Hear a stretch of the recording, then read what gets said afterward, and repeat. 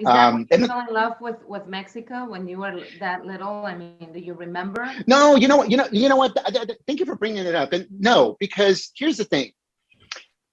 I mean, I was 5 years old, right? So when we turned to California, and I started kindergarten, all my education in the U.S., and you know, like a lot of immigrant children, minorities, immigrant families, you struggle to assimilate to American customs, culture, and all that, and oftentimes the Anglo culture makes fun of you, right? And so I experienced that. I experienced kids not only making fun of my name, making fun of the fact that I, had beans and why didn't I eat peanut butter and jelly, and like, my other white friends and stuff like that. And so over time, it's almost like I didn't like being Mexican. Like I was ashamed of being Mexican. I was ashamed of my culture.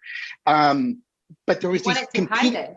yeah, because there's these competing forces. Because at home, my parents were, as we say, bien mexicanos. They were very Mexican, very traditional. My dad was strict with my brother and I, in that he did not want us to speak English at home, only Spanish. And I hated that. I used to resent my dad for being so strict. Today, I am grateful, that he was so strict, because both my brother and I are fully bilingual.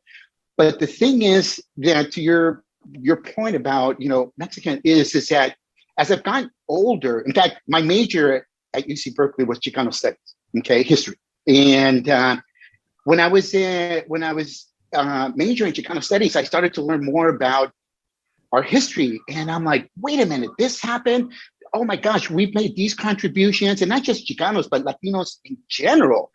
And today, I've taken, I love and embrace my cultura, my background. And the irony here is that, before we came on live, I mentioned to you that I'm currently in Puerto Vallarta because of that transition of multinational living and working.